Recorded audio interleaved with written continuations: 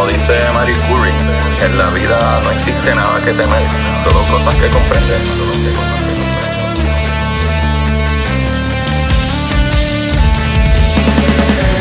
Recuerden correr y buscar la manera de aprender que más le divierta.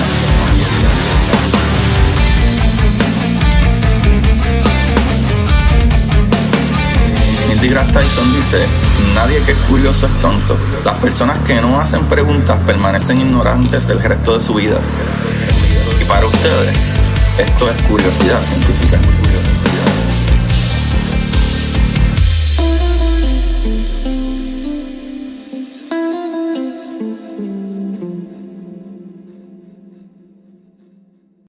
Buenas, corillo de curiosidad científica, bienvenidos sean todos nuevamente a su programa de curiosidad. Aquí, como siempre, habla su host Agustín Valenzuela, trayéndole no solo las maravillas del universo, sino las personas maravillosas del universo. Y estoy súper emocionado porque a mí me encanta hablar con científicos y personas mucho más brillantes que yo. Pero el día de hoy tengo a una invitada que fue la primera invitada del podcast, literal. Fue la que dijo sí desde un principio y yo creo que fue la que me impulsó desde el momento en que ella me dijo que sí. Y en aquel momento ya estaba a punto de terminar su doctorado o conseguir el grado de doctorado, si no me equivoco. Entraremos un poco más de detalle más adelante, pero tengo el honor, el privilegio, la suerte y todas esas cosas maravillosas que, ¿verdad? Las energías del universo, ¿verdad? Están funcionando a mi favor. Y tengo el honor de presentarle a la doctora, Patricia Hernández Resendi, PhD de astrofísica. Patricia, bienvenida. Hola, Gus. No, pues muchas gracias por volverme a invitar al podcast. Ya siendo doctora, ahora sí. Sí. Y que quiero dejarles saber a todos que vamos a hablar de un tema súper brutal. Vamos a hablar de algo tan brutal como que hay una máquina creada que hace micrometeoritos y condritas y unas cosas que van a saber que eso. Y eso está brutal. Pero hace, ¿verdad? Unas semanas atrás fue la Semana de la Mujer en el Trabajo y, ¿verdad? Hubo el Día de la Mujer y todas esas cosas maravillosas. Y creo que es un poco difícil encontrar, hoy en día es mucho mejor, muchísimo mejor las mujeres que se les reconoce el valor en la ciencia y antes era un poco difícil. So, quería tocar antes que todo un poquito de tu proceso de, hablamos una vez en capítulo anterior de cuando te enamoraste, ¿verdad? Cuando visitaste en un espacio, ¿verdad? Que miraste a la estrella y dijiste, wow, ¿qué es esto? Pero desde ese punto en adelante, si quieres darnos un detallito, porque creo que no todo el mundo puede ser un PhD en astrofísica. Por favor, Patricia, cuéntanos tu historia. Bueno, sí, la voy a resumir también un poco. Vayan a escuchar el otro El primer episodio, capítulo, ajá. el primer episodio también. Pero yo desde que entré a la carrera de física, que es el grado, que en Estados Unidos es el undergrad, este, pues yo quería ser astrofísica, ¿no? Yo entré a la carrera de física, pero siempre con esta visión de ser astrofísica. Entonces, cuando terminé, más bien desde que empecé la carrera, me empecé también a empapar en cosas de astronomía para ver si sí era lo que me iba a gustar. Y entonces hice pues muchos veranos de investigación, hice cursos de verano, ¿no? O sea, que son escuelas de verano que te vas como a estudiar a cierto instituto para empezar como a ver si realmente es lo que te gusta, el ambiente que te gusta también. Y pues todo me gustó mucho. También estuve desde el inicio empecé a hacer divulgación de la ciencia con la Sociedad Astronómica de Estudiantes de la Facultad de Ciencias y entonces ahí también fueron mis primeros acercamientos no solo a la divulgación, sino a la astronomía y todo lo que involucra la astronomía. Entonces cuando salí de la carrera, pues no tenía ninguna duda que quería hacer un posgrado en astrofísica. Y afortunadamente, pues ahí mismo en CEU, aquí en la Ciudad de México, está juntito el Instituto de Astronomía, donde es donde se estudia este posgrado, donde primero tienes que hacer una maestría y luego un doctorado. Entonces, en la maestría me fue muy bien, la disfruté muchísimo, además de, sí es una maestría pesada, obviamente, como yo creo que cualquier otra, es mucha carga de trabajo.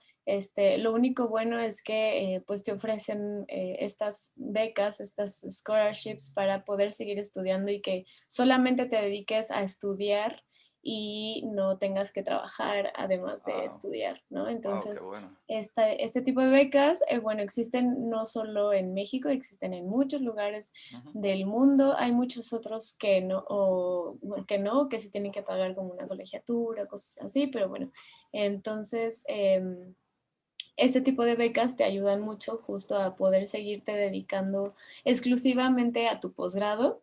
Wow. Y entonces a mí me gustó muchísimo, además yo siempre hablo que además de este proceso de aprender la astronomía ya realmente y aplicar todo lo que supe de física en la carrera al espacio, eso ya es maravilloso porque ahora sí ya como yo le vi sentido a cada una de las cosas que aprendí en la carrera, porque yo justo lo que quería era todo aplicarlo al espacio. Ajá. Entonces, la astronomía y la astrofísica es para mí una de las ramas que contiene más física. De todas las ramas de la física, tiene un poquito. Ujú. Entonces, electromagnetismo, hay espectroscopía, hay óptica, hay también un poco de química, bueno, mucho de química, de hecho. Bastante. Ajá. Hay hasta biología, ¿no? Con la astrobiología. Entonces es un área bastante completa, bastante bonita, también tiene muchas matemáticas, obviamente, pero además de eso también se hace una familia muy bonita, porque al ser estudiantes de posgrado, que no somos muchos y que todo el tiempo tenemos que estar como juntos estudiando y Ujú. ya tienes como tu oficina ahí, se hace un ambiente también muy bonito de como una hermandad astronómica muy bonita. Y en ese contexto, de hecho, fue que surgió Astrofísicos en Acción. Sí. En este contexto de estudiantes del instituto, que estábamos todos juntos siempre y que a todos nos gustaba hacer divulgación de la ciencia. Y después terminé la maestría, me fue muy bien, fui la mejor de mi generación y tuve una medalla que se llama Alfonso Caso, que es pues un reconocimiento que da la UNAM. Wow. Y porque realmente yo creo que esa medalla sí me la merezco, porque realmente si lo veo en perspectiva es la época académica que más disfruté en mi formación como científica, porque realmente todas las tareas, aunque fueran muy pesadas y así, siempre quedaba súper encantada. Hasta hacer exámenes me gustaba, o sea, Wow. sí me pasé de nerd. Está Porque súper. me pasé de nerd porque realmente me gustó mucho. Pero otra cosa importante es que también empiezas a hacer investigación desde la maestría y en el doctorado ya solo te dedicas a la investigación, ya no haces tareas, exámenes, ya no tomas clases. Hay algunos posgrados en los que sí, hay algunas universidades que sí tienen en su plan de estudios seguir tomando clases durante el PhD, pero en la UNAM no, ya te dedicas completamente a tu investigación. Y eso también es algo muy diferente, es un golpe diferente de tú como estudiante, porque realmente a un estudiante de doctorado nunca si le preguntas, ¿cómo vas? Ujú. ¿Cómo vas en tu PhD? Es bien difícil contestar. Porque no sabes, hay muchas veces que no Wow. sabes cómo vas bien, vas mal, o sea, tú sigues trabajando, pero pues no sabes, ¿no? Entonces, ¿qué es lo que está pasando? Y lo que me sucedió a mí es que yo entré muy motivada porque justamente yo empecé a trabajar en esta creación de esta máquina desde que estaba realmente en la licenciatura, cuando estaba terminando mi servicio social, más bien, cuando estaba terminando la carrera, hice mi servicio social y comencé a trabajar en ese laboratorio para ayudar a la creación de la máquina, no había nada. Entonces, mi servicio social fue básicamente ayudarles a cotizar muchos de los instrumentos y de los y pues de los materiales que se tenían que mandar a manufacturar o a pedir o a comprar Wow. para que se comenzara a armar la máquina, ¿no? Y toda entonces la calibración de esta máquina ahora le llamamos Citlalimitl, que es el vocablo náhuatl para meteorito. Brutal. Este, bueno, para formar Citlalimitl, pues fue muchos años. Y entonces yo durante la maestría también estuve ahí avanzándole. Esta cuestión de crear una máquina nueva, no nos la sacamos de la manga, ¿no? O sea, está inspirada en otras máquinas, Ah, pero ok. tratamos obviamente de hacerle cosas diferentes o cosas que las otras máquinas no tenían. Y entonces, por ejemplo, la manera en cómo se mide la temperatura es nueva. Para ese tipo como de máquinas que hay con láseres, este, también la formación de condros, o sea, una máquina especial para hacer condros y micrometeoritos. En México no había, en toda Latinoamérica, ¿no? Entonces, Wow. pues obviamente sí nos costó también mucho trabajo la cuestión del dinero, porque lo explico luego en mis historias de Instagram, que luego también hacer ciencia experimental em, es bastante a veces frustrante cuando no tienes el dinero suficiente para todo lo que quieres hacer, Sí, porque siempre. entonces no te alcanza el dinero para comprar todos los instrumentos que realmente quieres o necesitas, y entonces tienes que o improvisar y hacerlos tú, o sea, haz de cuenta, ir comprando todas las partes y después armar tú tu propio arreglo que quieres, que ya se vende, que ya está, pero que si lo compras así es 5 veces más caro y entonces tú tienes que armar tus propios arreglos, pero eso también implica mucho más tiempo Ujú. porque tienes tú que programarlos, que ver que si funcionen y si no funcionan tienes que cambiar el arreglo, por Ujú. ejemplo. Sí, ajustarla. Esa es una de las cosas y la otra de las cosas es obviamente también que si se acaba el dinero, pues te tienes que esperar a que salga una nueva convocatoria para seguir pidiendo dinero y seguir armando tu máquina. Y mientras empezar a hacer lo que puedas hacer con ella, ¿no? Y esto ha sido así desde que comencé a trabajar en la máquina, ¿no? O sea, teníamos como ya algunas cosas, hay que probar esto, pero todavía no llegaba, por ejemplo, el medidor de temperatura, entonces mis primeros experimentos salieron bonitos, pero no eran publicables porque no tenía estas mediciones que Sí. queríamos, ¿no? Entonces era, bueno, ya estos experimentos se hicieron, pero al final pareciera que no sirviendo, ¿no? Porque Sí, sí. no, Como que no no, no, tienen valor, no tienen como que valor. no Como que tienen puedes valor. tener una idea brutal, pero Ajá, si no está, eso es algo que a veces la gente no entiende un poquito, que es bueno hablarlo. O sea, cada vez que nosotros sí, apoyamos la ciencia de la manera que sea, llamando a nuestros legisladores y etcétera, porque casi todos los experimentos científicos, y especialmente, ¿verdad? Cuando en tu caso estás haciendo un PhD, tú puedes estar 10 años tratando sí, desde donde empieza la idea a tener algo de resultado, a que te acepten la publicación.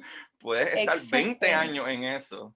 Sí, justo. Y eso es una de las cosas que yo, por ejemplo, no, la verdad, no me detuve a pensar cuando me metí al proyecto. O sea, yo me enamoré del proyecto desde la primera Qué bueno que vez no lo que me hiciste. hablaron de él, pero no, es que fíjate que, bueno, sí puede ser, porque si no hubiera pensado en eso, más bien, si hubiera pensado en Sí, eso, hubieras yo creo pensado. que hubiera elegido otro proyecto, Ujú, definitivamente, porque, por ejemplo, para no perder justamente este tiempo en lo que salían los resultados, en la licenciatura me titulé por créditos de posgrado que te dan esa oportunidad, o sea, tú aplicas al posgrado, si te quedas, después de que cumples ciertas materias, te dan tu título ya de licenciatura sin tener que hacer una tesis o un examen o algo así. Entonces yo me titulé así justamente porque todavía no había resultados para hacer una tesis. Y luego en la maestría, en ese entonces todavía existía la modalidad también de que podías hacer exámenes predoctorales, se les llamaba, o temáticos, y eran exámenes como de todas las materias de astro que viste en la maestría, ujú. pero ya aplicadas como a problemas muy difíciles, eran muy difíciles esos exámenes realmente, pero si los pasabas todos, te daban el pase directo al doctorado sin tener que hacer tesis. Entonces, por cierto, esa modalidad ya no existe. Ahorita ya no existe. Porque realmente mucha gente no los pasaba, ¿no? Y se estresaban y todo. Y también decían que por esta parte también es mucho más conveniente pues, por cómo es el sistema de la ciencia actualmente, que publiques a que estés preocupando por estudiar para esos exámenes, ¿no? Entonces, pero en mi caso creo que hubiera sido o sea, fue una buena opción que existiera, porque realmente todavía no teníamos como experimentos que dijéramos estos, ¿no? Estos son los que nos van a servir para publicar. Entonces me titulé así, haciendo esos exámenes, los pasé todos y, Wow. y tuve este pase directo al doctorado.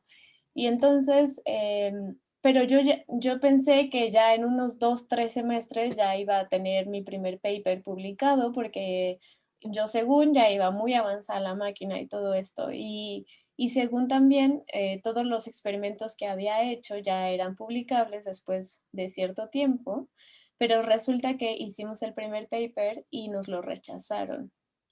Hicimos un segundo paper y nos lo rechazaron. Wow. Y entonces eso, la verdad, comienza a frustrar muchísimo. En primera, porque ya no son solo los retrasos también experimentales de los que hablábamos ahorita, Agus, sino de que realmente sientes que entonces, ¿qué estuviste haciendo todos estos años si Wow, no está sí. funcionando lo que estás haciendo, ¿no? Y no lo está aceptando la comunidad científica.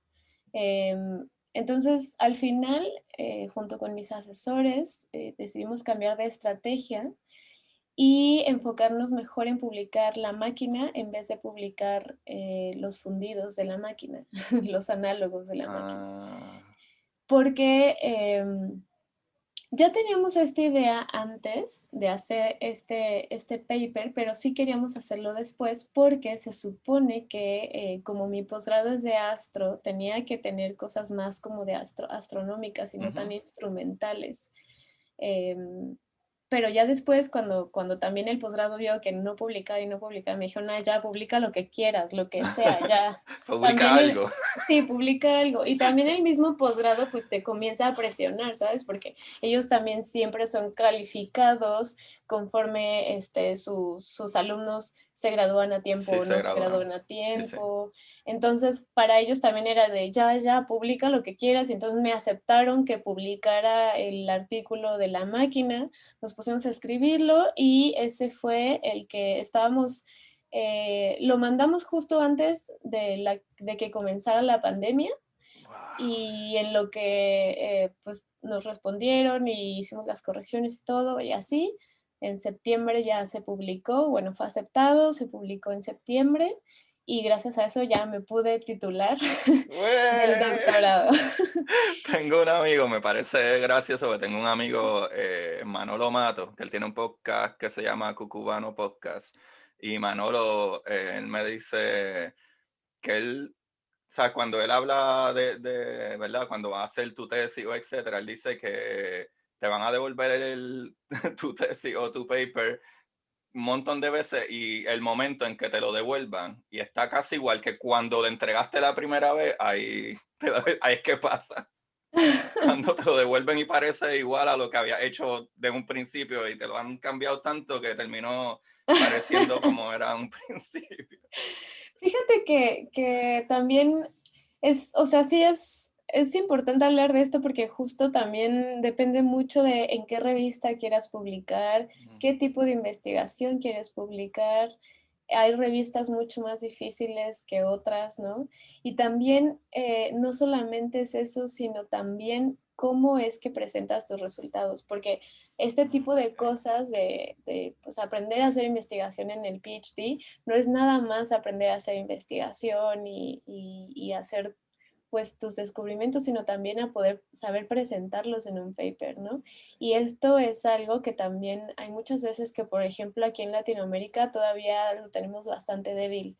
O sea, en comparación con muchas universidades de Estados Unidos o de Europa, em, es muy, o sea, es raro que estudiantes de un PhD salgan con muchos artículos publicados, ¿no? Entonces, eso también termina siendo como un poco de desventaja cuando ya quieres como seguir al siguiente paso.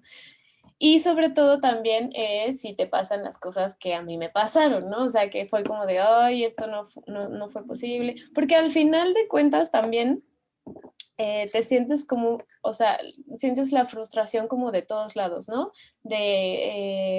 Hasta de parte de tus asesores, de parte del sistema, de la ciencia, de parte de ti mismo, porque no sabes si realmente entonces estás haciendo las cosas bien Sí, o si realmente eres capaz de hacer ciencia, ¿no? O sea, también, entonces son muchos rollos también muy mentales, por eso existen también muchos memes que dicen que terminas un poco loco después del doctorado, que todas las personas que tenemos doctorado terminamos un poco mal de la cabeza, porque híjole, la verdad es que, o sea, es así, tus fuertísimo. emociones van así, o sea, los 5 años o los 4 años que te eches, tus emociones van así, así, así.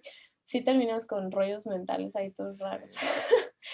Y eso bueno, y está a mí me fuerte. tocó terminar en pandemia, entonces, Wow, sí, no me había ni pensado en eso, es verdad. Qué mal. sí, sí, sí. Wow, qué mal, qué mal. Pero yo sé que hoy está un poquito corto de tiempo, así que quiero comenzar a hablar de esa parte. La máquina que La máquina. crearon, que si no me equivoco, en una charla que tú habías dado antes que estaba escuchando, eh, tú dices que cuando tú empezaste, ¿verdad? Básicamente que el UNAM, que lo mencionaste ahorita, por si la gente no sabe qué es la UNAM, es la Universidad Nacional Autónoma de México, una de las universidades más grandes, creo yo, en México, en todo, pero creo que es súper grande en física, astronomía y Sí, todas esas cosas. sí, sí. Eh, y tú estuviste trabajando en el Instituto de Ciencias Nucleares del UNAM. Y si no me equivoco, ¿verdad? Como que tú empezaste casi sola, ¿sabes? Como que en los laboratorios y después empezó a llegar más gente y etcétera. O sea que tú estuviste desde el principio, cuando la máquina no era nada, era una idea y copias de modelos que no eran tampoco idénticos a las de ustedes. Sí. Eh, ¿Cómo se siente tú simple y sencillamente en un principio decir, ah, vamos a crear una máquina que va a crear micrometeoritos y Condra? O sea, ¿de dónde salió esa idea?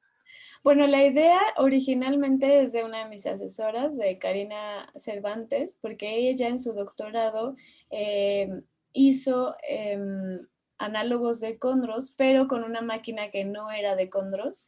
Entonces, pues los hizo como pudo, sacó los resultados, pero ella estaba mucho más enfocada a poder clasificar meteoritos que no estaban clasificados.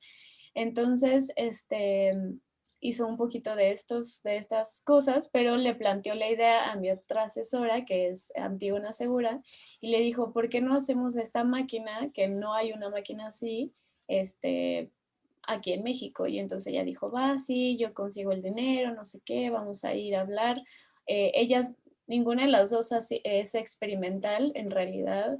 Bueno, o sea, Antígona es astrónoma, es astrobióloga y ella trabaja con modelos de atmósferas planetarias.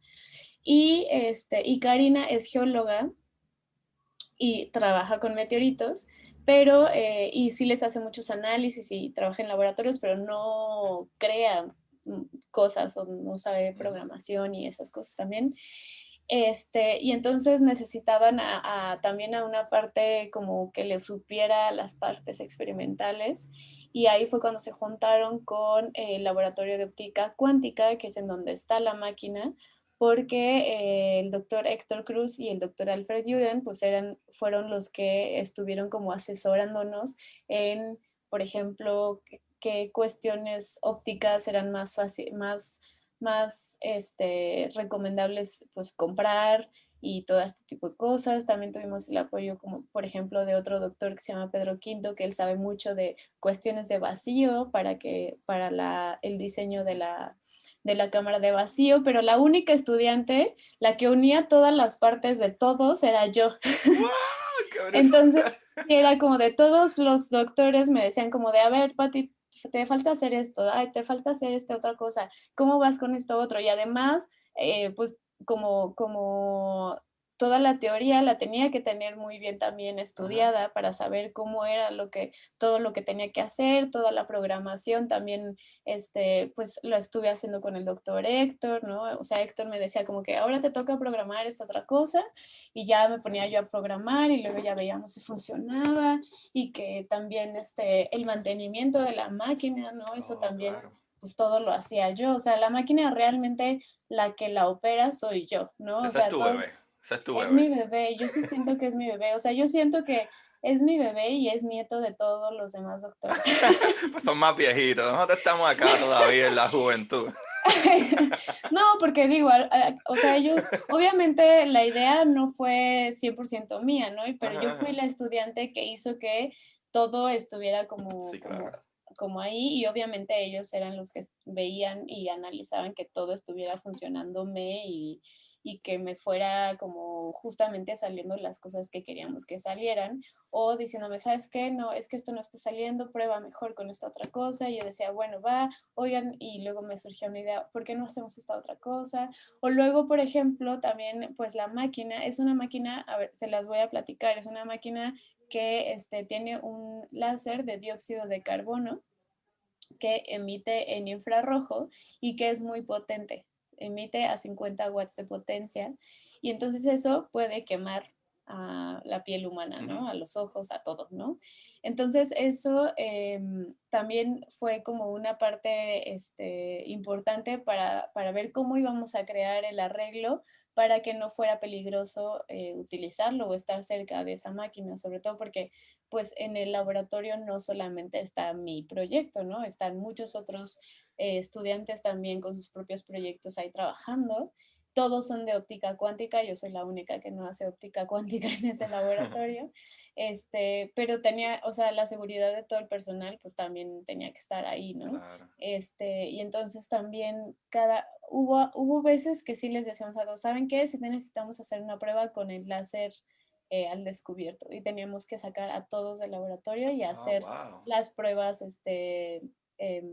desde afuera, ¿no? A mover el láser desde afuera para ver que todo esto estuviera funcionando bien y estarlo caracterizando.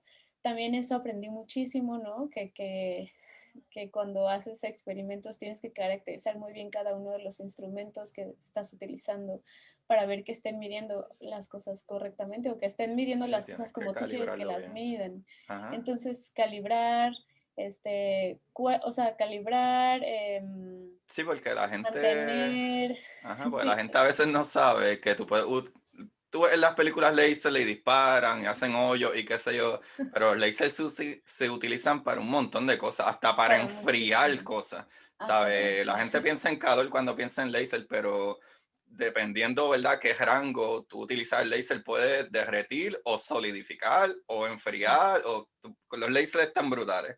Ujú. Y es mucho trabajo. Definitivamente imagino, ¿verdad? Todas esas cositas tienen que estar calibradas, ¿verdad? A Sí. un punto perfecto para básicamente imitar, si puedo Ujú. utilizar esa palabra, Las condiciones las que estás condiciones. buscando. Sí, sí, Gracias, sí. gracias. Ujú. Sí, las condiciones. Y justamente las condiciones que estamos tratando de crear son dos.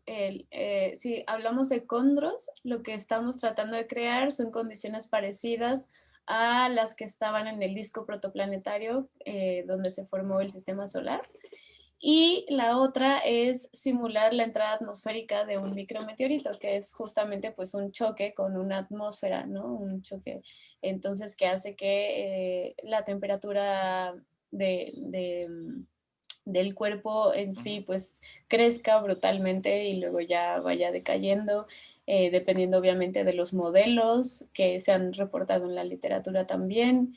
Entonces, pues era mucho eso, ¿no? O sea, lo que yo digo es que a mí me gustó porque yo no soy buena para las rutinas. A mí no me gusta como que todos los días sean iguales o que la rutina así.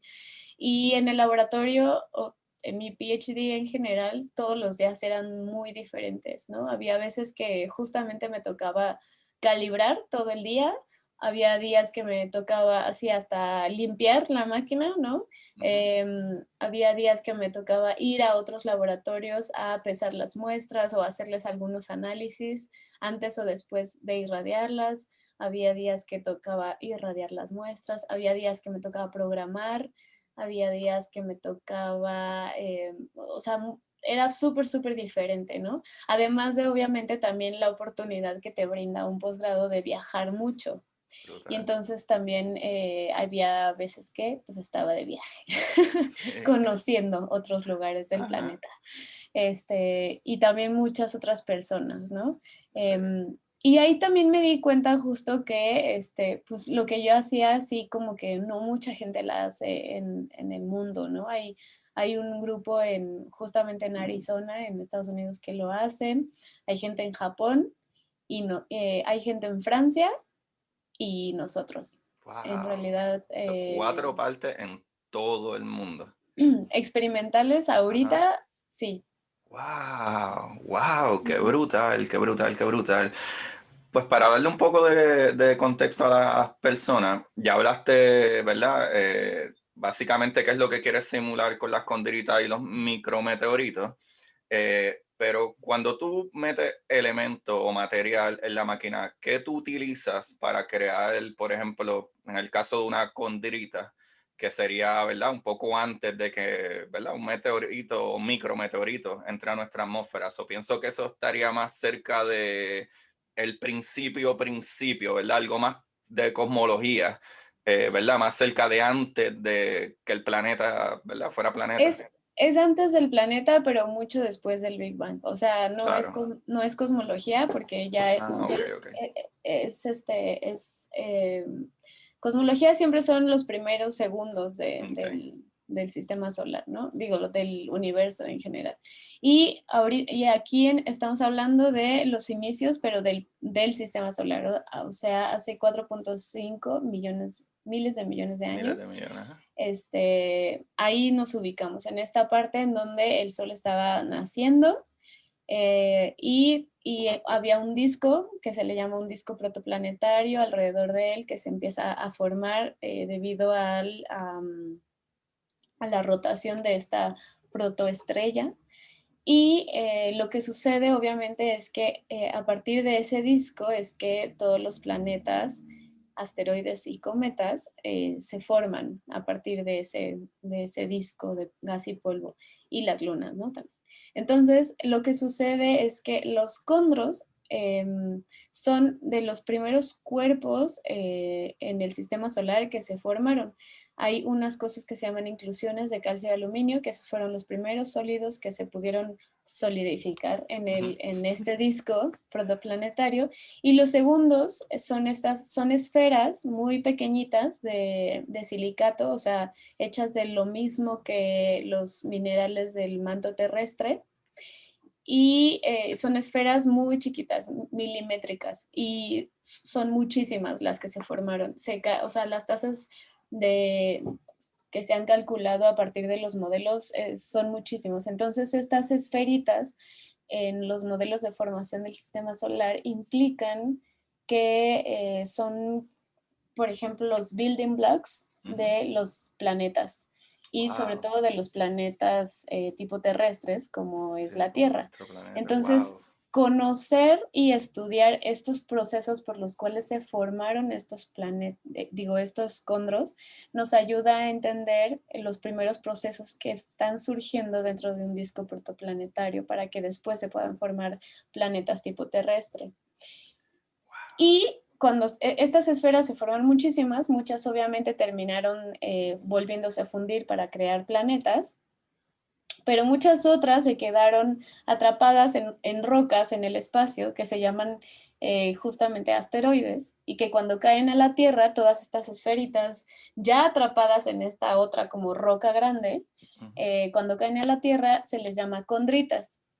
Y se les llama justamente condritas porque están repletas de condros, que son estas esferas. Cuando uno les hace un corte transversal a estas rocas espaciales, se ve que están repletas de esas esferas y Wow. entonces esas esferas son las que intentamos crear en el laboratorio para ver qué parámetros físicos son los necesarios para que se hayan formado de esa manera, con esas texturas minerales y todo esto. Entonces, este es como lo que nosotros queremos simular justamente en Citlali, la creación de estas esferas llamadas condros y poder simular, ay, perdón, no solamente hay muchos tipos como texturales, hablando como de minerales, este, de condros y entonces lo que buscamos también es crear diferentes tipos de texturas dependiendo de los parámetros físicos que nosotros podamos ir moviendo ahí en la máquina. Y la segunda parte o sea, más bien el segundo estudio, porque después, ahora ya nos hemos dado cuenta que aparte esta máquina no solamente puede funcionar para crear condros o micrometeoritos, sino para crear muchas más cosas de las cuales ahorita les puedo hablar. Pero la segunda parte que es hablando de los micrometeoritos, esos sí son esferas, más bien, esos sí son rocas muy chiquitas que vienen desde el espacio, que son milimétricas o de centímetros y que Ok. cuando caen a la Tierra pues ya quedan mucho más pequeñas, quedan igual fundidas, parecen igual esferas de silicatos fundidos y la pregunta ahí, lo que queremos responder es cómo es que cambia el material o sea, el material chiquito, cómo es que cambia en su paso atmosférico. Por ejemplo, si su composición química cambia mucho o si se mantiene su composición química o no, Sí, y imagino cuáles que son por las la texturas. temperatura, ¿verdad? Que coge al Exacto, estar entrando por la atmósfera. Ok. exactamente. Y cuáles son las texturas que pueden alcanzar a tener también dependiendo de toda esa historia térmica de cuando caen, porque eso también nos ayuda a poder eh, monitorear cómo es que está cambiando el material alrededor de la Tierra. Por ejemplo, si hay micrometeoritos de hace 300 años y tienen una composición química muy diferente a a los que están cayendo en la actualidad, por ejemplo, nos puede hablar de una evolución en todo este material que está alrededor de la Tierra y que nos puede entonces también ayudar a saber cómo es que se está moviendo todo este material dentro de todo el sistema solar Mm. y eso también nos puede ayudar como a entender mejor la dinámica de los asteroides cercanos a la Tierra y de todo esto así. Wow, wow, qué fascinante. No, no tenía ni idea de que los cóndores estaban tan brutales.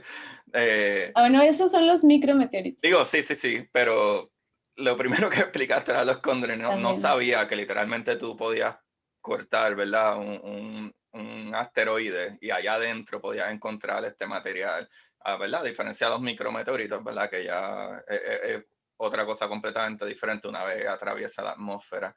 Exacto. So, te pregunto, eh, pues sé que estamos un corto de tiempo y en verdad se nos ha ido súper rápido.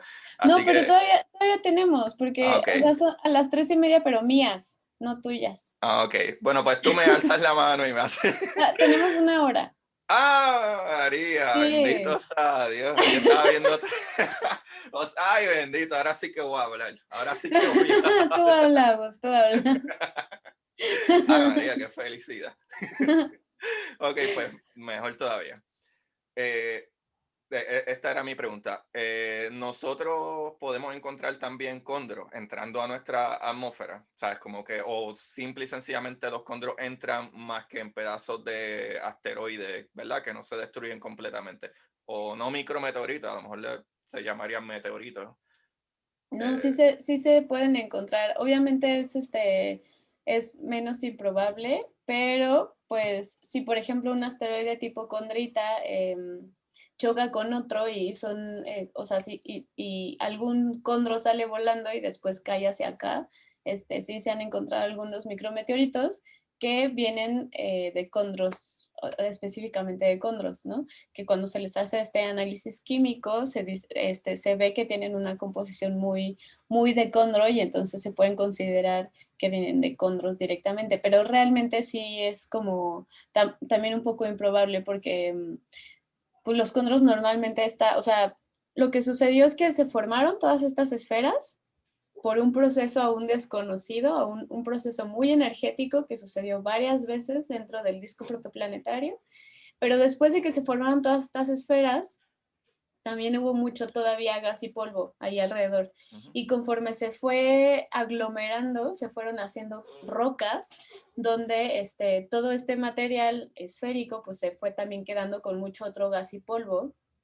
Y cuando ya se enfrió, pues ya se hizo una roca donde se quedaron ahí atrapadas Sí, todas lo estas encapsuló. estrellitas. Ajá, exacto, quedan como encapsuladas. Sí, sí. Sí, es como lo que sucede en los volcanes, los circones, que atrapan este material, ¿verdad? Que a veces es radioactivo y podemos decir, ah, mira, ese circón que apareció ahí, podemos cortarlo y ver que adentro, ¿verdad? Hay ¿verdad? Ya se está, ¿verdad? Está irradiando y podemos decir cuántos años lleva eso ahí y etcétera. So, imagino que algo parecido. Exactamente igual, así, Exacto. justo así. De hecho, digo, no exactamente igual porque no sé, o sea, las condritas no son rocas como las que vienen del magma, que se les llama ígneas, pero los condros sí son ígneos porque sí provienen de un calentamiento y después de un enfriamiento.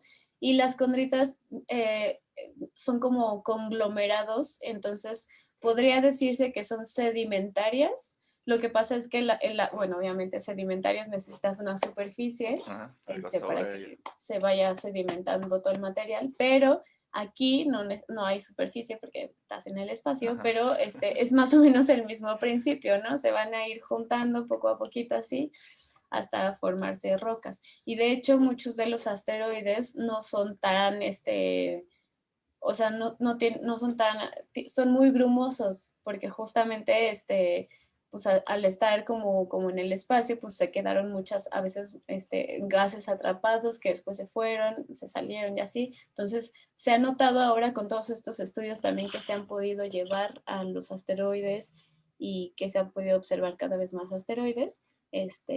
Se ve que son grumosos, que tienen muchos como huequitos ahí también porque pues justo, ¿no? No hay un como sedimento en los que se pudieron haber ido juntando, entonces ahora como que se juntaron así Sí, como como cantos, pebbles, así como, ajá, con como, spikes y hoyitos como y... escombros, como, Ajá, exacto, exacto. sí. De Una hecho sí se basura. les llama, son como rocas de escombros. Ah, ¿en serio? Ese es Sí, sí, sí. el nombre científico es escombro. Digo, más o menos, Así me sí. decía mi mamá. Tú eres un escombro. Mentira, mentira, un chiste. Contra, pues vamos de nuevo a la parte ¿verdad? De la máquina. Sí. ¿Qué elemento o qué sustancia se Ah, utilizan sí, para crear esto, ¿verdad? Estas piedras? O sea, como que sí, le sí, sí. ponen, no sé, moléculas de hidrógeno y moléculas de silicón o silicio. ¿Cómo ustedes lo hacen? Sí, qué buena pregunta, porque de hecho esa pregunta ya me la habías hecho, pero nos desviamos un buen. Sí. Em, Tomamos en cuenta justamente los materiales de los que sabemos que los condros están hechos. En esta ocasión, eh, los condros normalmente están hechos de dos minerales que se llaman piroxeno y olivino. Y en particular, estos dos minerales son los dos minerales más importantes, justamente hechos de silicio, que forman los mantos de los planetas tipo terrestre. Entonces, pues aquí en la Tierra hay mucho piroxeno y hay mucho olivino, solo lo tienes que tratar primero para poder como utilizarlo o sea, que sepas muy bien cuál es su composición química inicial y no sé qué. Y entonces lo que yo utilizo es justamente una combinación de granos de olivino con un poco de otros minerales que también se le notan ahí como trazas a los condros reales, que son algunos feldespatos, algunas plagioclasas y algunos metales. Y todo esto también lo sacamos de pues, de otras rocas ya caracterizadas de minerales o de mismos meteoritos Okay. que deshacemos en polvito para hacer nuestra mezcla, como queremos ya tener como nuestra mezcla inicial, y luego ya la metemos a nuestra cámara de vacío en el portamuestras, y ahí voy poniendo como todas estas pues combinaciones de material Ujú. en todos los hoyitos que tengo. Es un portamuestras que tiene 36 huequitos, y entonces en ese voy poniendo como el material precursor, el material inicial, y después ya lo irradio con el láser con los parámetros que yo esté eligiendo de perfil de temperatura, de tiempo, de presión. También, ¿qué más le muevo ahí? Imagino que... A la energía, Ajá. y entonces me pongo ahí como a jugar, como a jugar, probando con todos, con muchos parámetros, ¿no?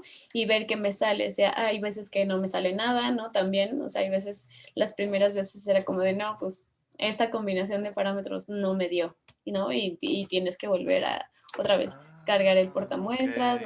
no sé qué, y ya hasta que dices, no, esta pues me dio bastante bien, y entonces ves todas estas esferitas que ya se formaron y las empiezas a llevar a otros análisis para ver si es cierto que se parecen a los condros reales, ¿no? Entonces la llevas primero a un microscopio electrónico, digo a un microscopio que se le llama estereográfico, después a otro que se llama electrónico, después a otro que es la microsonda electrónica de barrido, después algunos se van a otro estudio que se llama de espectroscopía Raman, luego otros se van también a petrografía. O sea, se van a muchos análisis, los llevo a muchos análisis hasta quedarme con los mejores, ¿no? Por ejemplo, en mi tesis ahí pongo que hice casi 1000, y al Wow. final en la tesis me quedé reportando los 16 mejores, nada más. Ok. O sea, no exactamente los 16 mejores, sino los 16 que ya eran, eh, o sea, que sí eran del grupo de los mejores, pero que aparte se decide, por ejemplo, si 5 me salieron completamente iguales, pues nada más uno lo llevo a Sí, todos ajá. los análisis, porque también cada uno de estos análisis le cuesta al laboratorio. Entonces, no me puedo llevar los 1000 a analizar. Entonces tengo que escoger cuáles son los buenos para analizar y todo esto también. Ok, so básicamente al principio, ¿verdad? Obviamente ustedes ya han analizado otros condros, pero ya ustedes sabían, ok, de esto en específico están hechos, o ustedes, ¿verdad? Porque me dijiste tú pones diferentes materiales, No, o sea que hay uno, estuvimos probando. Por ejemplo, las primeras irradiaciones las hicimos con puro olivino, y aunque sabíamos que no iban a ser como muy, o sea, no tienen una composición muy realista, queríamos saber cómo funcionaba la máquina ujú, con puro olivino. Y exacto, después ya empezamos a decir, bueno, ahora sí, ya le vamos a poner estas otras cosas. Y obviamente también no somos los únicos que hacemos condros experimentales, entonces también basarte en gente, por ejemplo, que no ha usado tu técnica, pero que ya con otra técnica pudo hacer cosas muy parecidas químicamente a los condros, pues te vas a qué es lo que ellos utilizaron, ¿no? Para ujú, empezar, por ejemplo, a probar con esas combinaciones de material, y pero ahora utilizando tu técnica, a ver si de verdad está saliendo lo que ellos reportaron, o si te sale realmente como a ellos, ¿no? Si tu ajá. máquina puede reproducirlos de una manera hasta mejor, o no, también, ¿no? Puede ser que no, y entonces le tengas que estar moviendo parámetros de composición también al material inicial. Wow, eso está súper brutal porque entonces me hace pensar en que ya que tú tienes estos cóndros o micrometeoritos también, pero por ejemplo en el caso de los cóndros, ya tú los tienes comparándolos con, ¿verdad? Con muestras originales, ¿verdad? Con un cóndoro que sí vino del espacio. Y Ujú. tú dices, ah, pues mira, salieron igual. Y salieron igual porque esta es la temperatura, la presión, Exacto. etcétera. O sea que eso me dice a mí que ya ustedes saben que, pues, 4.500 millones atrás, esta ¿Cuáles era la fueron las condiciones? temperatura, la presión. Exactamente, ¡Qué brutal! exactamente. Oh my God, qué brutal, qué brutal. Wow, so Sí. ustedes nailed it, ¿sabe? Literalmente ustedes están replicando lo que pasó hace 4.500 millones de años atrás, o, ¿verdad? Para los americanos acá en mi lado, 4.5 billones. Pero Sí. pues me han peleado, porque no digo de las dos maneras. Sí, pero fíjate que justamente todos esos parámetros que nosotros logramos ya decir, estas son las presiones, estas son las temperaturas, esto es lo que se necesita. Ahora los que hacen los modelos de formación de los planetas agarran esas temperaturas que ya decimos, porque esas son las que ellos tienen que utilizar como por ejemplo, como condiciones iniciales para hacer sus modelos de evolución del sistema solar. Eso está magnífico. O sea, que entonces te pregunto, porque sabemos, ¿verdad? Que, o por lo menos lo que entendemos, explotó esta supernova hace como 5.000 millones de años atrás, y entonces empieza este protosol y este protoplaneta, pero debería de haber una temperatura más alta en un momento. Ustedes entienden ya más o menos como que, mira, cuando iba por este nivel fue que se empezaron a crear estas piedritas y después cuando fue bajando un poquito más, que ya el polvo y los gases estaban uniendo, que después crearon como quien dice un tipo de, ¿verdad? De cápsula para estas conditas también. O sea que ya ustedes, ¿verdad? No sé si ya existe como el modelo de que, pues mira, en este punto se creaban las condritas, en este otro punto ya se comenzó a crear las cápsulas de las condritas, pero antes de este punto a lo mejor no pudo haber sido posible porque la temperatura era muy alta o exagerada. Eso también se descifra con este Sí, estudio. sí, pero más o menos. O sea, lo que sí sabemos, por ejemplo, lo que te decía, es que fue un evento, o sea, no es que podamos decir, por ejemplo, del minuto tal al minuto tal No, estaba claro, claro. esta temperatura. O sea, más bien, no del minuto, del año tal al Ajá, año exacto. tal estaba esta temperatura y luego fue bajando. Eso sí se sabe, pero en este caso, para que los cóndoros se hayan creado, tienen que ser eventos muy energéticos, o sea, que calienten material, pero no todo el material del disco, que sea un evento muy localizado, muy energético y muy breve, pero que tenga la capacidad de suceder varias veces. Porque haz de cuenta que, por ejemplo, si nosotros tenemos todo el disco protoplanetario así, los modelos entonces dicen que seguramente hubo un evento de formación de cóndros en este lado y después hubo otro evento de formación de cóndros en este otro lado y después aquí, pero no fue algo que le sucedió a todo el sistema, a todo el Sí, disco. claro. Fue algo que le sucedió solo a una parte del disco, pero que sucedió varias veces. Y eso Exacto. también, y eso también se sabe justamente porque se han podido datar eh, eh, los condros. Y entonces hay gente de esta comunidad de condros, que somos como 70 en todo el mundo, hay gente que lo que hace es datar los condros, ¿no? Con estos modelos de decaimiento radiativo, mira, aquí está mi perrita. Dile hola, Se Agustina. parece a Luna, a mi perrita. Sí. Y ella se llama Kimi, que significa sol. ¡Wow! ¡Qué brutal! Lo mío es uno igual así, grisecita, como la tuya, se llama Luna, y la otra, como el otro se llama Loki, como el dios Ah, griego. ay. Ven, ven. Mira qué linda. Aquí viene ya a saludar. Contrario, me parece súper importante, porque, y me corrige si estoy mal, pero es que también muchos elementos químicos y funcionan diferente en diferentes temperaturas. O sea, que ¿verdad? Por poner un ejemplo, mira qué chulo, Dios mío. Es que la gente no. Yo voy a picar este canto y lo voy a poner en Instagram, porque es el Sí, mejor ponlo, canto de la ponlo. entrevista.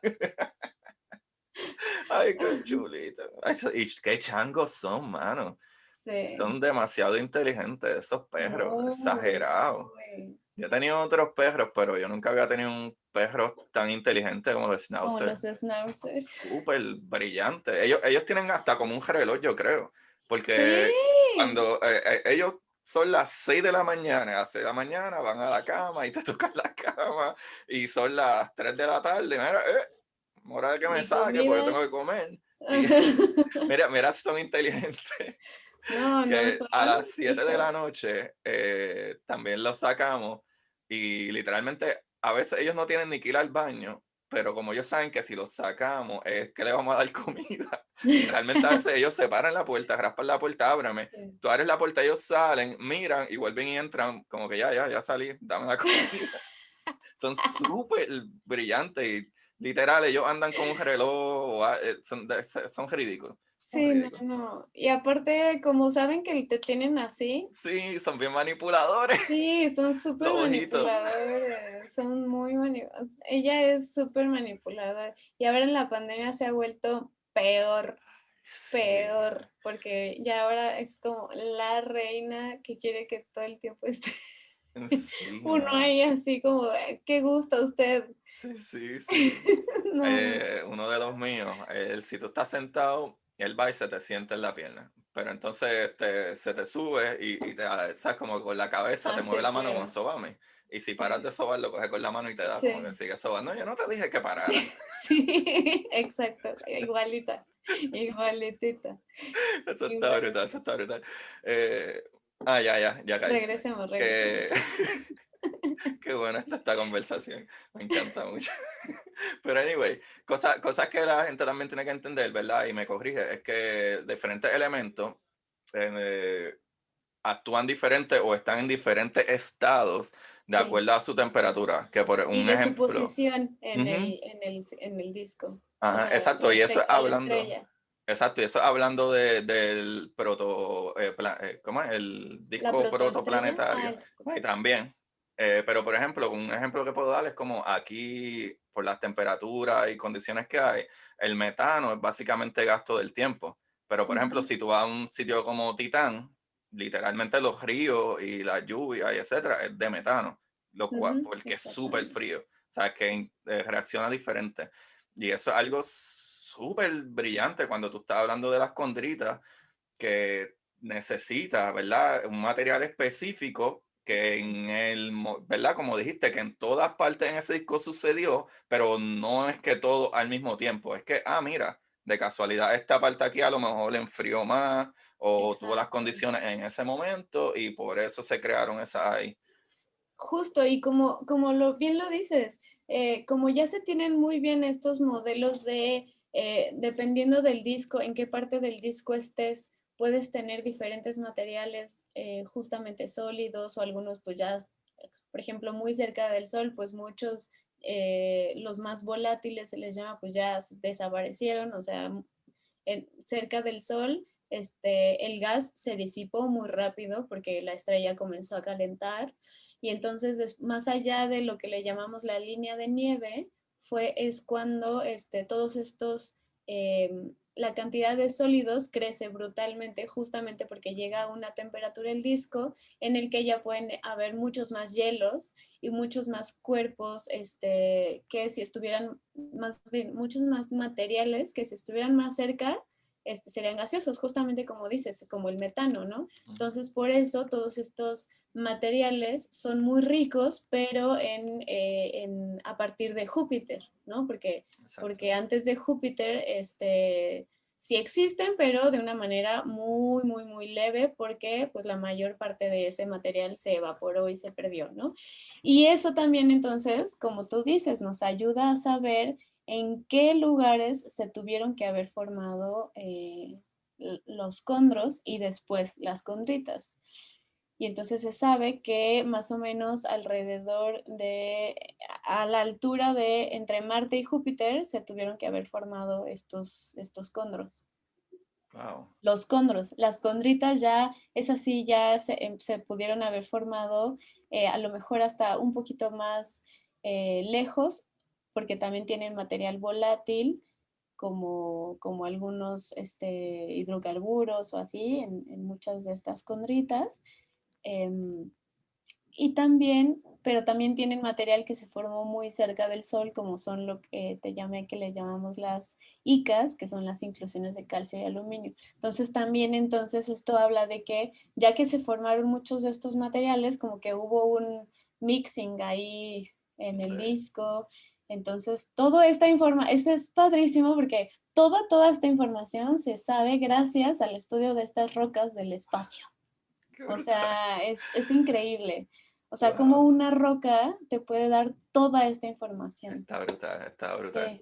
Sí, Sí, sí, yo estaba hablando, otra amistad, Jorge Juárez, él es paleobiólogo wow. y estábamos hablando y él habla de todas las cosas que puede saber por el esmalte, por usualmente los mejores, ¿verdad? Los mejores fósiles son dientes, porque el Wow. esmalte es súper sólido y resiste, ¿verdad? Bien la Los años. fosilización. Ajá, y los Ujú. años. Y está brutal de que por esas cositas y por, ¿verdad? La cantidad de sedimentos que se acumulan, etcétera, se puede identificar, esto es de 80 millones de años. Wow. ¿Sabes? Que Sí, cuando qué bárbaro. sí, está brutal porque en el caso, para mí es impresionante cuando, por ejemplo, nosotros estamos hablando y comparamos piedras que hay en Puerto Rico que tienen 120 millones de años.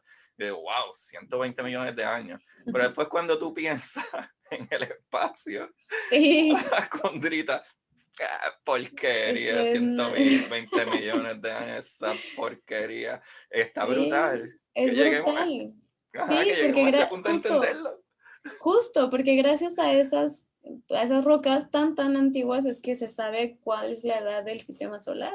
O sea, Brutal, es increíble, brutal. realmente es increíble. Pues Sí. hablando de eso, ya que hablamos de eso, porque ustedes trabajan con, ¿verdad? Láseres de, entiendo yo, de alta energía y utilizan material que están medio comprimiendo ahí. ¿Cuál Ujú. es, o sea, no hay algún peligro de radiación que pueda afectarlo a ustedes, ¿verdad? O algo así? No, Pues, justo por lo que te contaba, que, o sea, sí es peligroso si lo tuviéramos expuesto al aire libre. ujú, Todo el camino óptico del láser está confinado por paredes de aluminio y entonces estas paredes nos protegen y también, o sea, la muestra realmente está dentro de una cámara de acero inoxidable, que es cámara de vacío, entonces es bastante choncha sus paredes, entonces claro que tenemos que tener siempre muchísimo cuidado antes de prender el láser, que todo esté bien cerrado, ¿no? Porque sí, o sea, sí pueden suceder accidentes, con los láseres potentes, tú sabes que se tiene ujú. que tener muchísimo cuidado, y sí, definitivamente lo tenemos. Ajá, sí, por favor. Sí.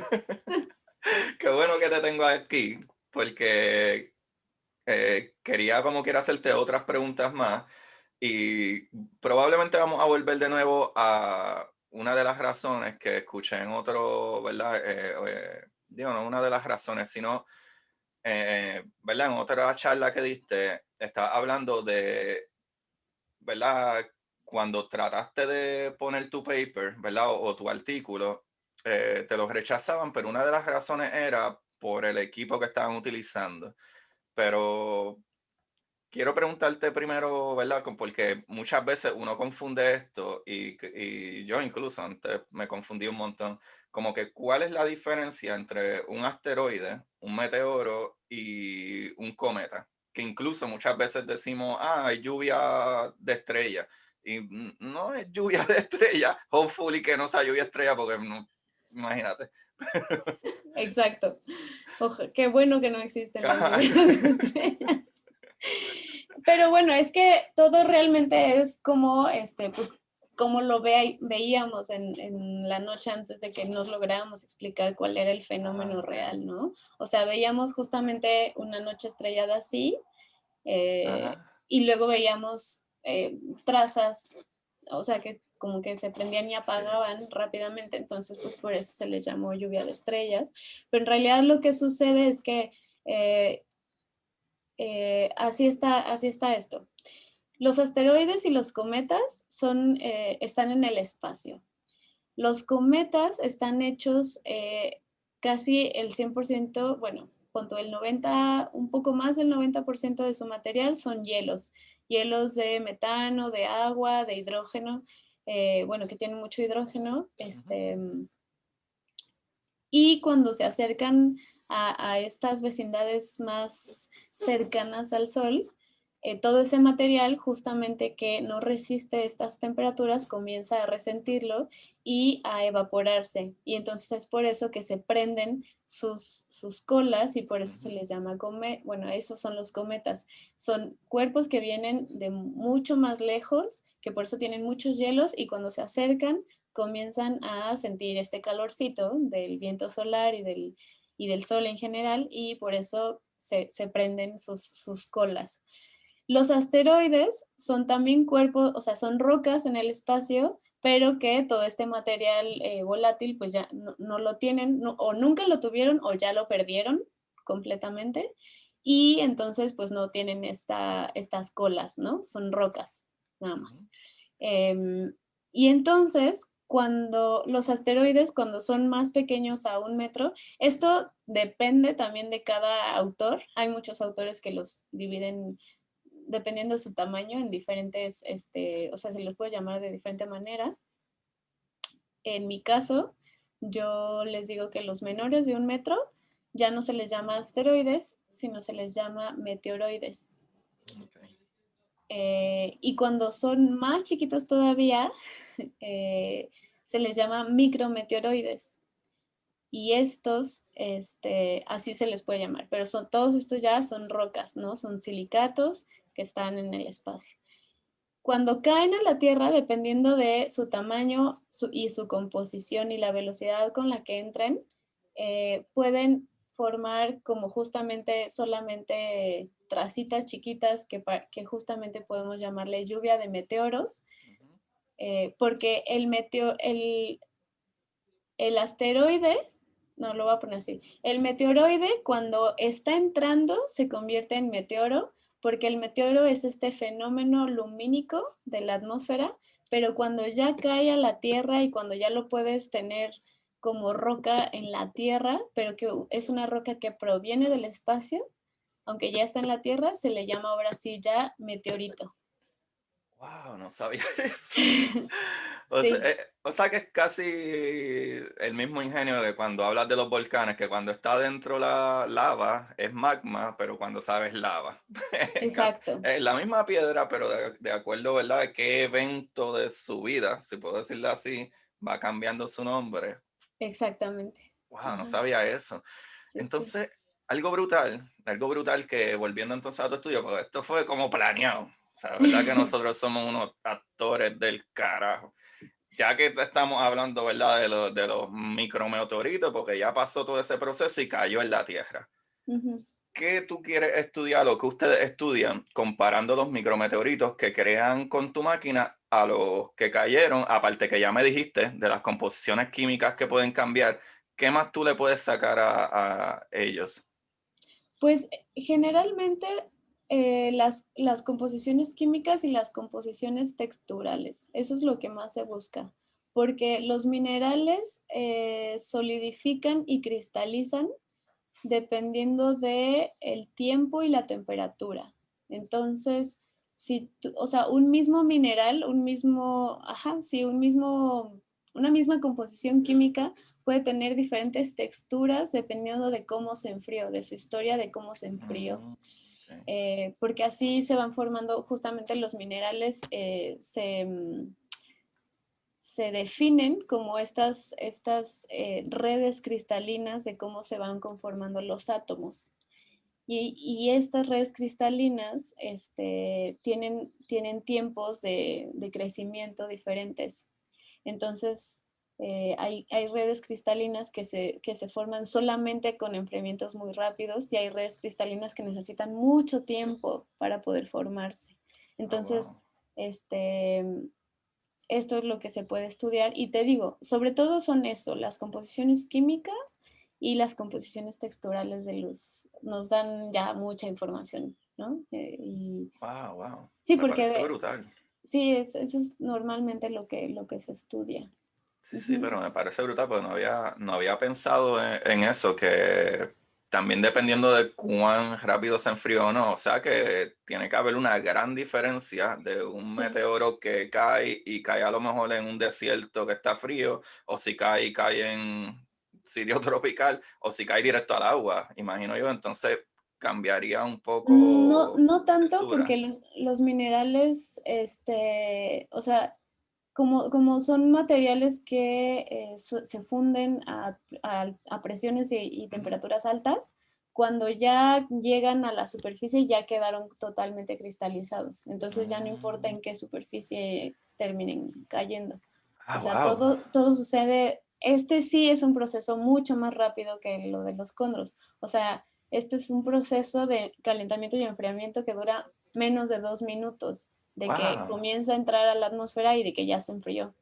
Wow, wow, sí, qué bueno que me corregiste, me encanta, me encanta, porque pensé que Ujú, el material podía tocar el material de aquí como el agua, que a lo mejor está más ujú. frío, o la tierra, que a lo mejor está más No, para caliente, no esos sé, momentos ya, sonó. no, Sí, para ya el esos momento momentos que ya, cae, ya eso está formado lo que se iba a sí, formar. sí, Brutal, sí, brutal, sí, qué sí. bueno que me corregiste.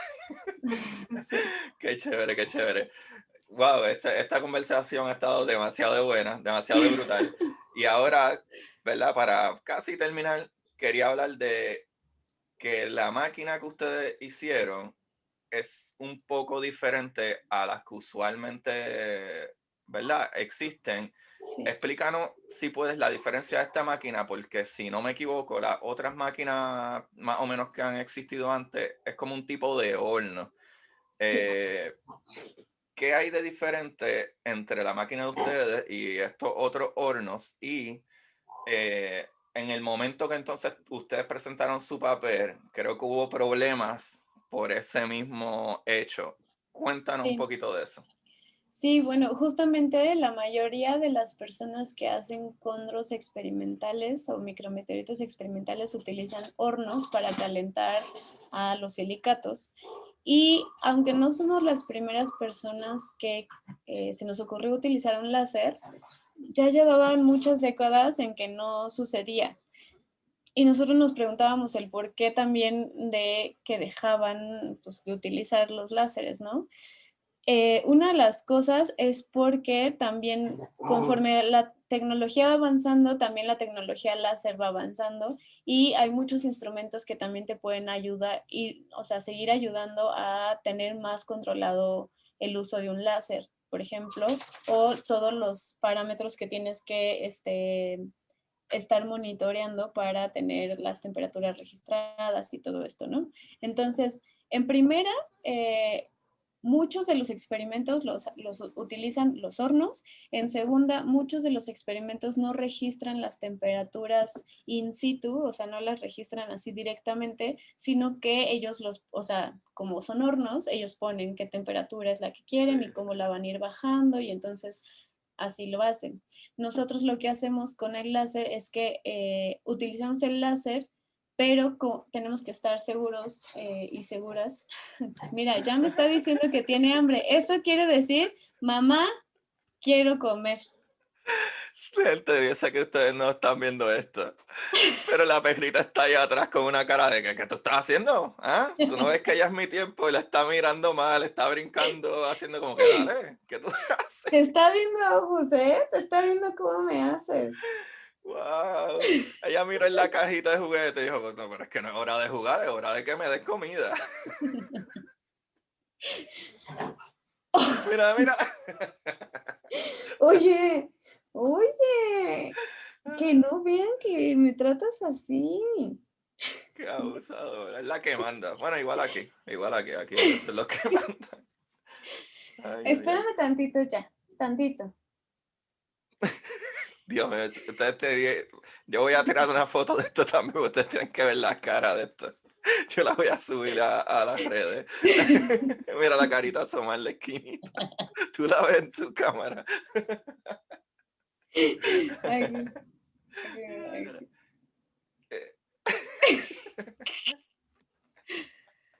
Qué títere. Ay, ay, ay. Bueno, Bueno, lo que sucede, bueno, es eso, entonces te digo, no todas las máquinas registran las temperaturas directamente Esa es otra. Y entonces, y la cosa más importante es que nosotros ya tenemos la capacidad de decirle precisamente al láser cuál es el perfil de irradiación que nosotros queremos utilizar. Y esos perfiles están basados en los modelos teóricos de formación de cóndrulos.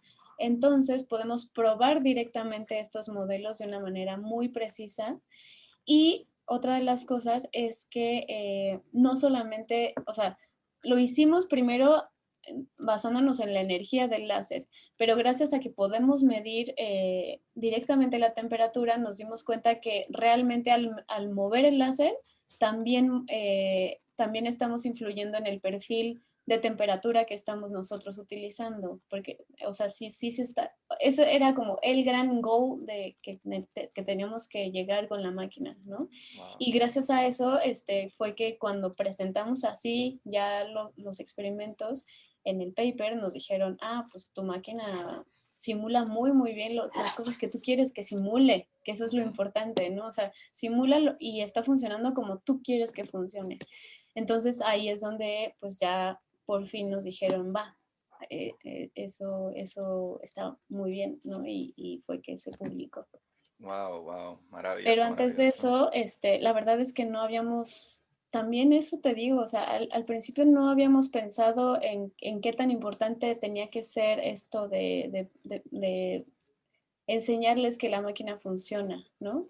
Pensábamos que diciendo, utilizamos un láser, no sé qué, hicimos esto y estos son nuestros condros. Ajá. Fue que dijeron, no, pero ¿y si su máquina ni funciona realmente?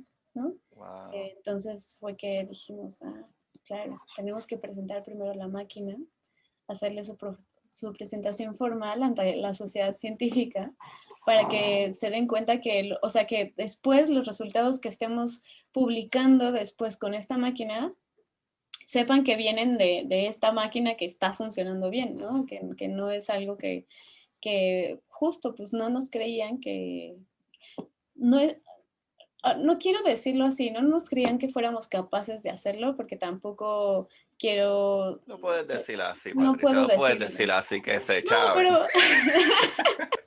no quiero ni, o sea, no quiero pensarlo también, ¿no? O Sí, sea, no sí. quiero pensar que realmente fuera por una cuestión hasta racista o cosas así, ¿no? O sea, Ujú.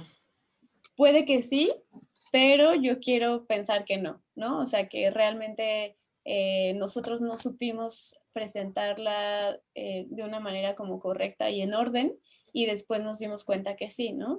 Y esto también tiene mucho que, o sea, digo, a mí en particular, siendo una estudiante de doctorado, sí me afectó mucho porque pues, un estudiante de doctorado no puede estar 10 años en el doctorado, Sí, ¿no? Tienen claro. que tener resultados rápidos para poder doctorarse y seguir en lo que sigue. Entonces, en ese punto, pues obviamente sí fue una mala planeación de nuestra parte, de parte mía y de mis asesores, pero por otra parte también lo entiendo porque al ser pues, un proyecto nuevo en Latinoamérica, pues no hay ningún experto en eso, ¿no? O sea, es como Ujú. de, tenemos a los expertos de óptica, tenemos a la experta en geología, a la experta en astronomía, pero no tenemos o sea, es la primera vez que publicamos algo parecido en Latinoamérica, entonces no, realmente fue como una prueba y error hasta que nos dimos cuenta cuál iba a ser el camino correcto de publicación de los resultados.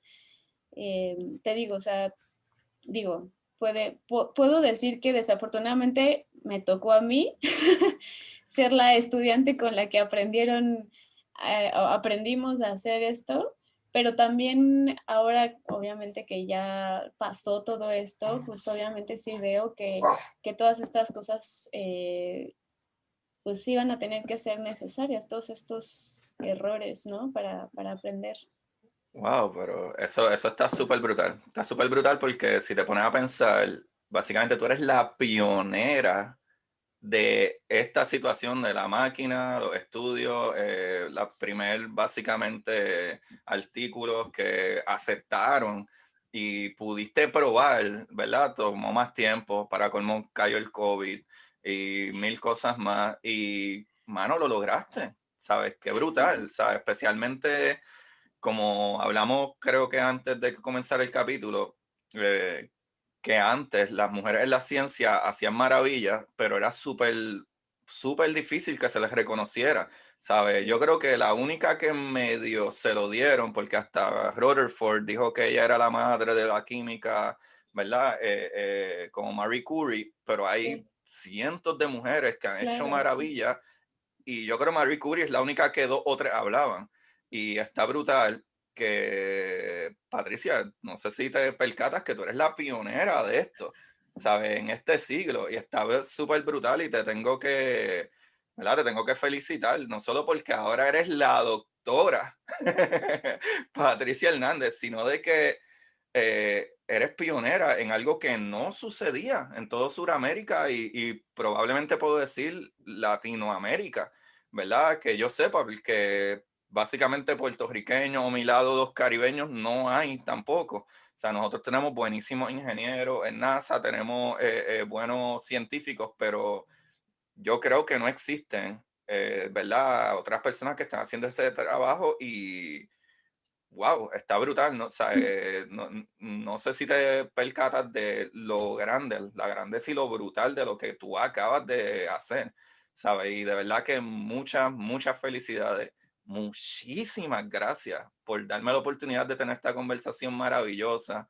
Y es un súper, súper placer conocerte y espero que este no sea la segunda vez, que haya tercera, cuarta, 17 veces que tengamos conversaciones, porque básicamente tú estás empezando en esto. Eh, pero de verdad, wow, qué súper historia, qué brutal, qué éxito, a pesar de, ¿verdad? Que sonará machista si la gente lo quiere ver así, pero es que lamentablemente la historia científica ha sido, y no solo en la ciencia, pero en muchas cosas, pero en la ciencia siento que a la mujer siempre se le reprimió mucho más que en otras, ¿verdad? Otras áreas como maestra o otras cosas. Y dice un montón del tipo de persona que eres y creo que a veces somos un poquito eh, fuertes con uno mismo y la verdad es que tu camino fue súper fuerte y mira dónde estás. So, Patricia, felicidades, de verdad. Ah, ya, pues muchas gracias. No, creo que no lo había visto así. La verdad es que hay una perrita. Ella te está cheering up, ¿viste? Empleada, te estoy hablando. Espérame tantito. ¿Ves cómo me ve Sí, aparte? sí, sí, Como de, está ahí, mira, ¿qué tú haces?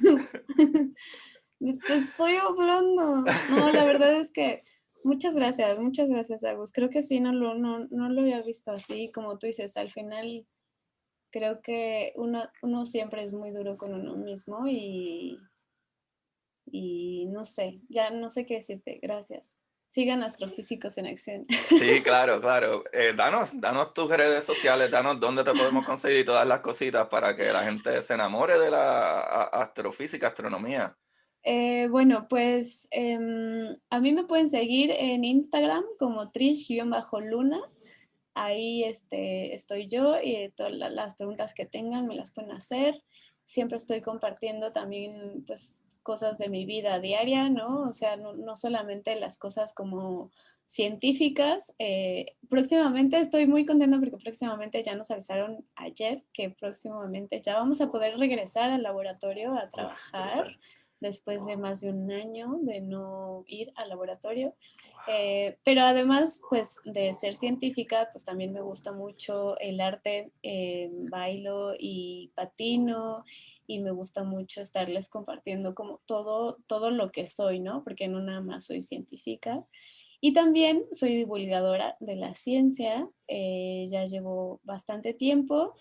Eh, y con el proyecto con mis dos amigos y socios, con Norberto y con Zeus, tenemos Astrofísicos en Acción, que es un canal de YouTube. Así que también los invito y las invito a suscribirse al canal porque realmente no solamente nosotros, también tenemos otros colaboradores que nos encanta hacer divulgación de la astronomía y la hacemos con mucha pasión.